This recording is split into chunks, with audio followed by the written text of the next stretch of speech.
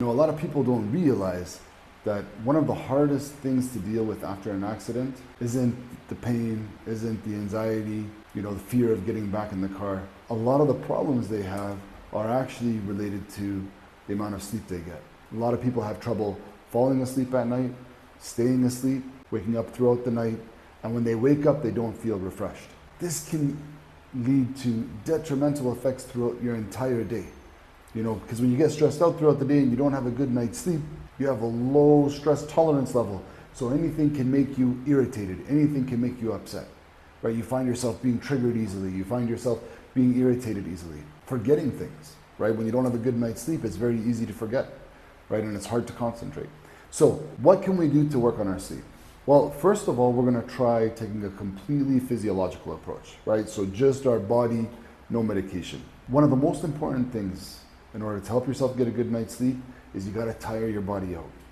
So that means putting in some type of workout routine where you're elevating your heart rate, to somewhere within that 110 to 120 range for, about 20 minutes to half an hour. This should be done 3-4 days a week. This is going to help you expend some of that energy, which is going to make your body ask for sleep at the end of the day. If you can have a full workout at the gym, even better. If you don't have time for that, going for walks, going outside, going for a walk for 20 minutes, half an hour, 45 minutes would be great. Now, if you've had an accident and you might be in pain, it might be very hard to go out and do that, right? You might feel like I can't go, my back hurts, or I have so many appointments, whatever it might be. Start small. The goal is to get into a regular workout, exercise pattern. But when you start with small steps, what's the smallest step you can think of? So I like to tell people, for example, they'll say, I can't go for walks, it's too painful. I say, all right, well, can you get onto a bicycle? I can't get on a bicycle. Can you get onto a hand bicycle? That's still painful. All right, what about getting into the pool and walking in the water? That's a lot easier on your body, right? Well, I don't know, even that's hard. Okay, fine. Go sit in a hot tub and pretend like you're walking. Start at the most basic minimum step. Like every time you say, I can't do that, it's too painful, take a step back. Work on that until you build enough resistance and pain tolerance and you're feeling comfortable to go towards the next step. And of course, always consult your physio. So number one, incorporating some type of exercise into your daily routine. Very important in order to help yourself get a good night's sleep. Step two, you're eating. What you put into your body is going to have an effect on you in terms of your sleep. So if you're eating a lot of junk food, and if you're having caffeine after, 3-4 p.m., if you're trying to sleep around 10, 11 o'clock, you're going to have trouble sleeping at night.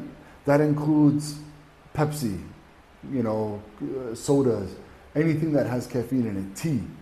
You have to limit your intake of caffeine hours before you go to sleep, 6-7 hours before you go to sleep. The amount of junk food you eat is also going to have an impact on your sleep quality. So what you put into your body makes a big difference with what the final step towards getting a good sleep is understanding that after an accident, it's very easy to get caught up in thoughts. And a lot of people tell me I'm the type of person who stays up thinking all night. When I get to my bed, that's when the thoughts all come to me. The truth of the matter is you're not ready to sleep yet. So what happens is, a lot of people will say, turn off your phone. You can't turn off your phone. We're living in 25, we know that. But you can turn off the blue light, right? So there's a blue light filter or night mode. Make sure you have that turned on your phone. Make sure that before you go to sleep,